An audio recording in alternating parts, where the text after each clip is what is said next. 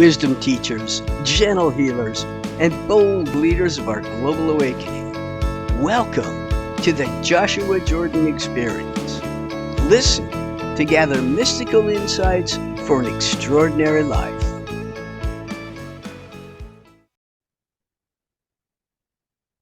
Authenticity supersedes superficial spirituality.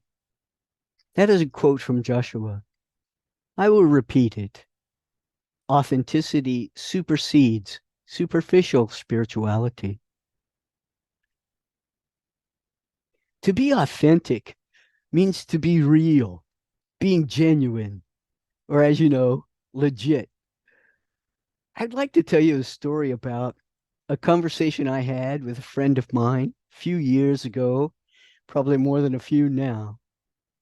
And he was brought up religious. He was brought up Catholic, and yet had turned from the practice of his formal religion and had become spiritual.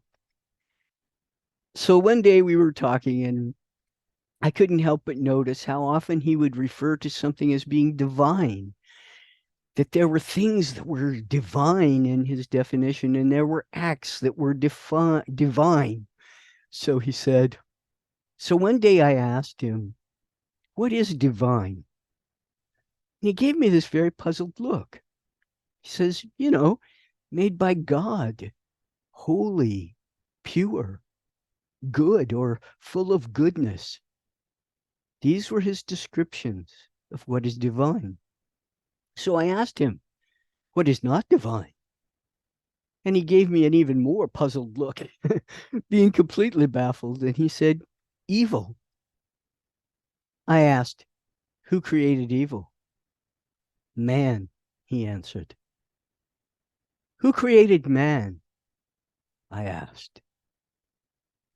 And he didn't answer, but I saw the wheels turning as he carefully considered the point of my questions. There is one creator that is the source of all that is. And when I say all that is, I do mean all, not some. I don't think the source of all that is created only what is good and pure and holy and light.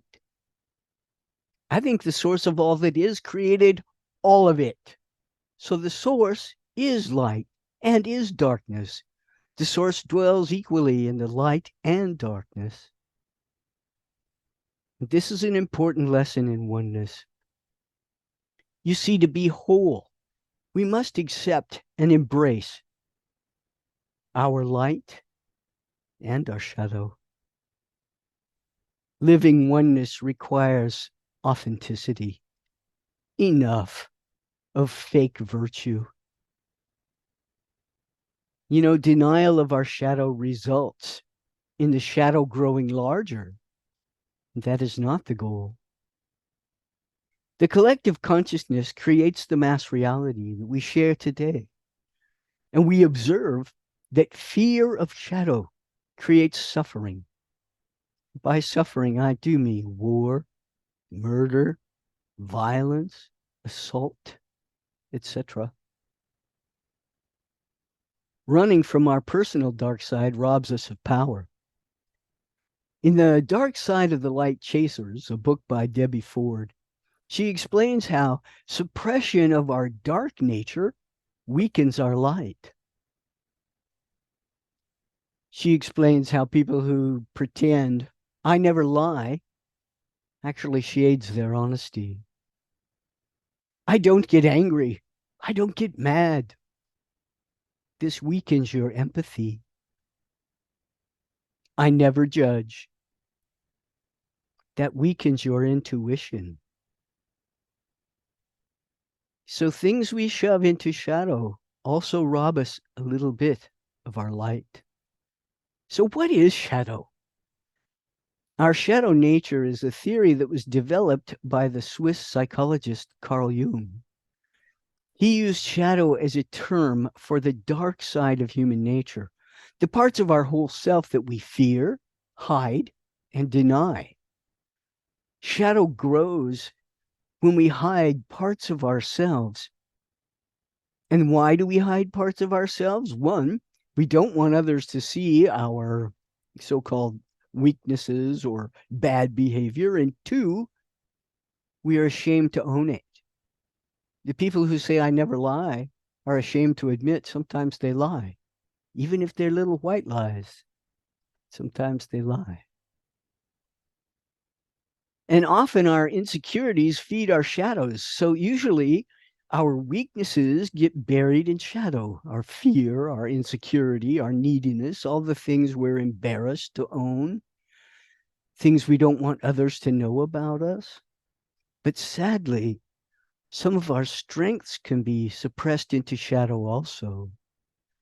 We are taught to be humble, hide your pride in your skills, or hide your pride in your beauty, or don't show off your talent.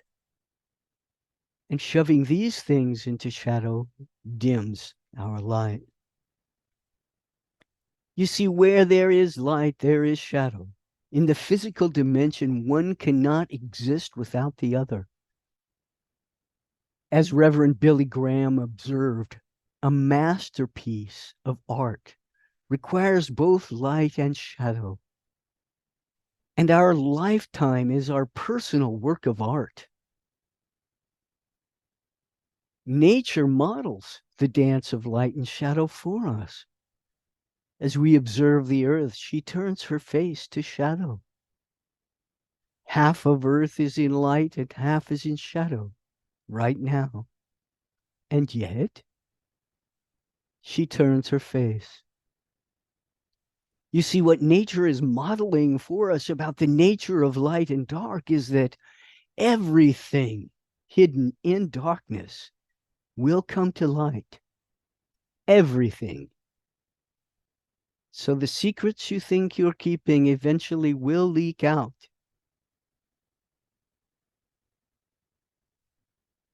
And what we resist and we deny about our nature grows in shadow. And what is hidden in shadow then becomes exaggerated when it leaks out into our local, personal, and global reality. Remember the scandals of the evangelists who were caught in illicit affairs or cheating on their taxes or cheating the people who give them money?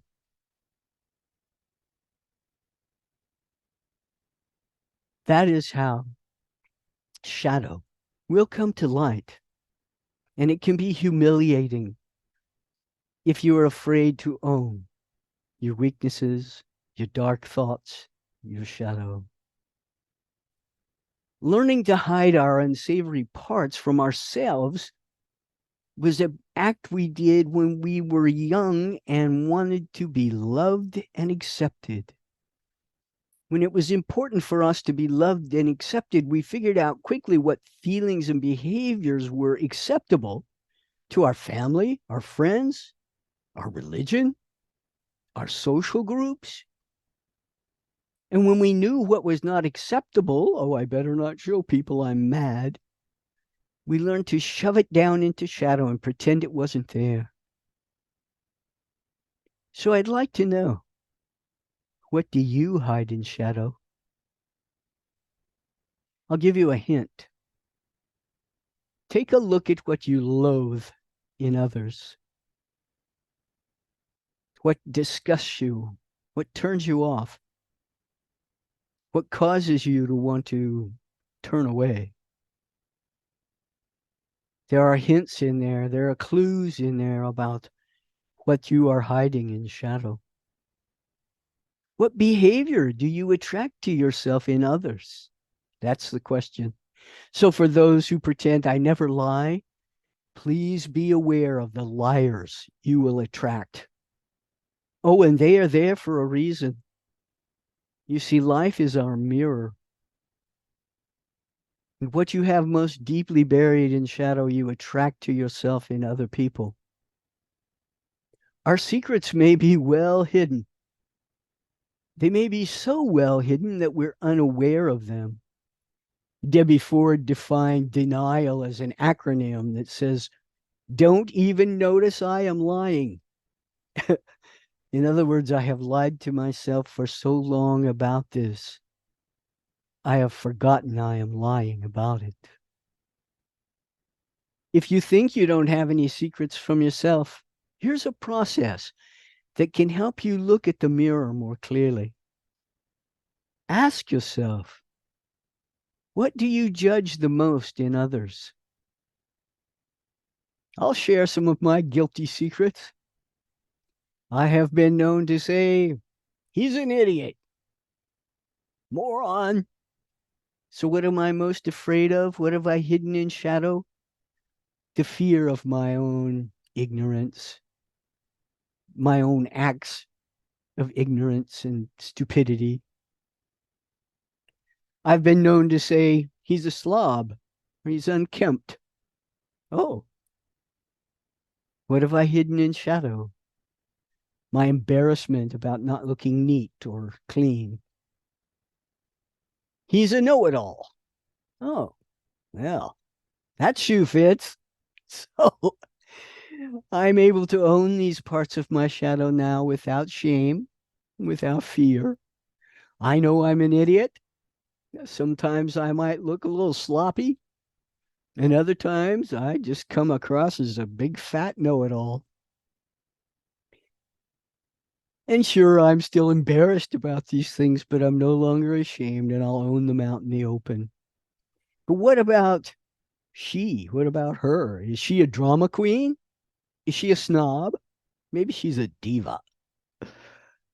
What we judge most in others are the things that we have hidden in shadow.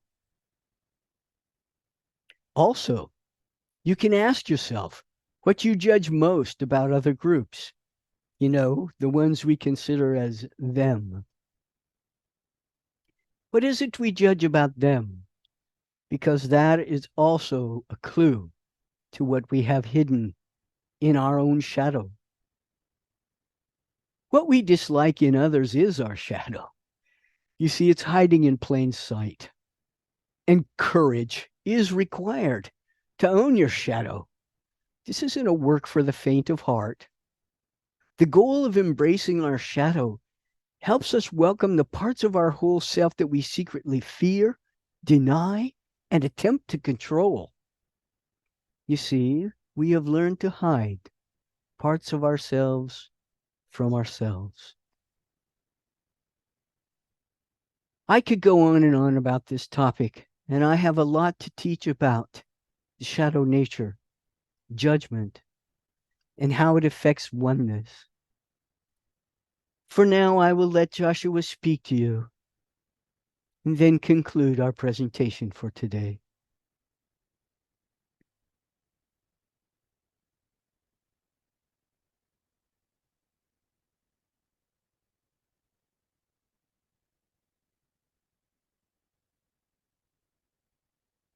Beloved one, I see you.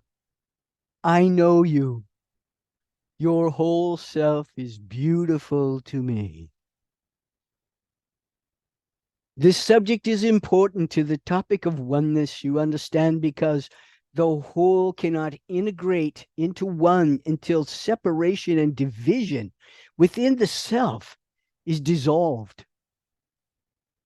And that means each of us, including the Joshua, take a look at our dark nature. For you see, I am created by the one that created all. And the one that created all created light and shadow. And I am not in denial that there are times when my shadow energy is strong and it gives me power. You see, so I will not deny the power of my shadow, nor will I deny the power of my light. I do believe that love is the most powerful force, and that it is love that chases darkness away in our personal, local, and global reality. Denying our shadow self has caused the darkness to grow on this planet. lying about who we really are and then acting out on the global stage in ways that are exaggerated, where simple selfishness can actually break out into war. You see, when we deal with our shadow nature at the level where it is formed, it is yet to become exaggerated. It is not darkness that is the problem for humans on this planet. No, the darkness is not the problem. The problem is the fear of darkness.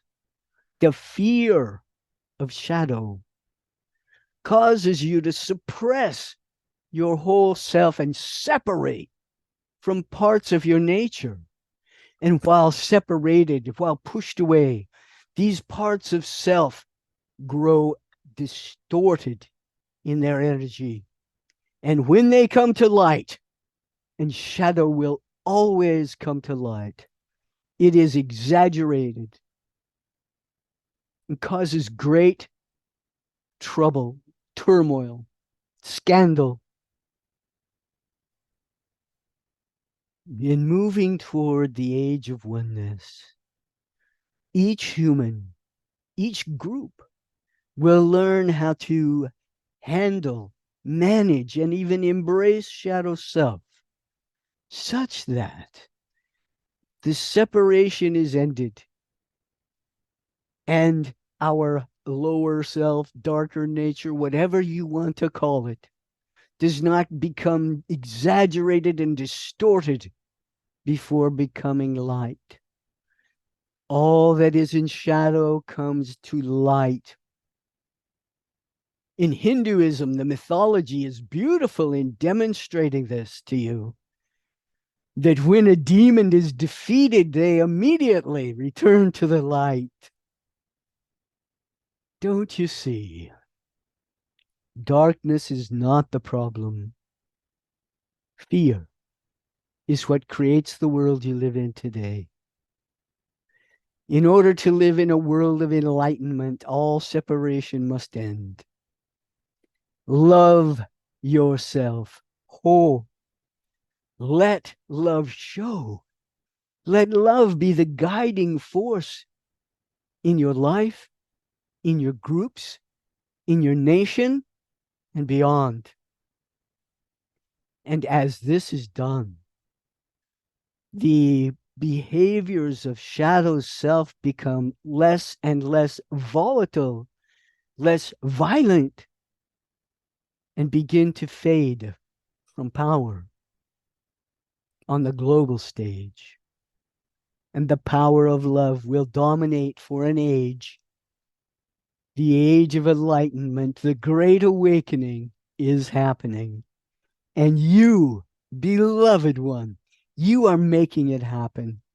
Be a serious student of oneness and learn to dissolve these artificial separations within the self. Be whole. Own your light and your shadow.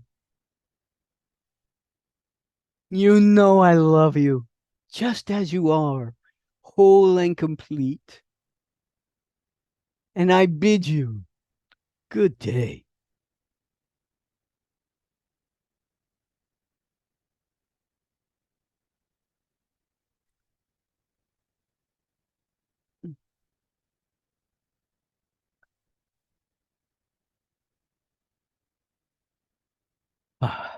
So that's Joshua's take on this.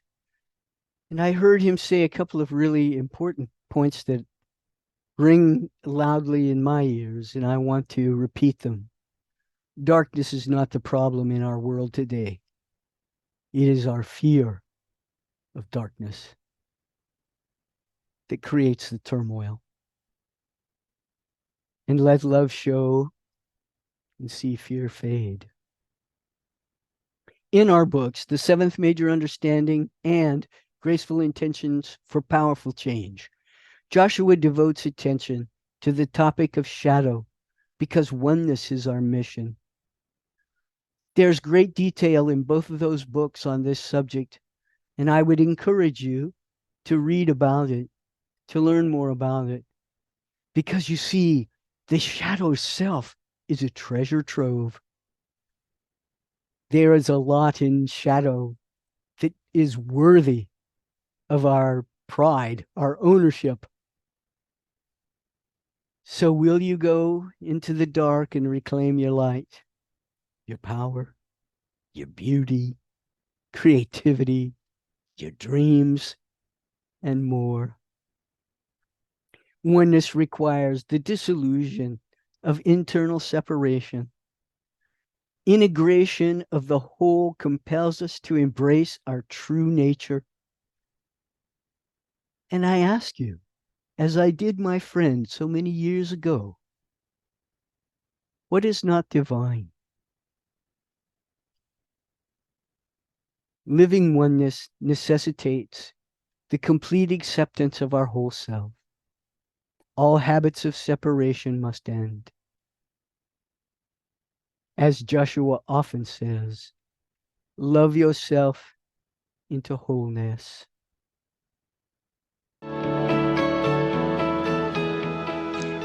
Thank you for listening. We hope you heard something to ponder and gained inspiration for your journey.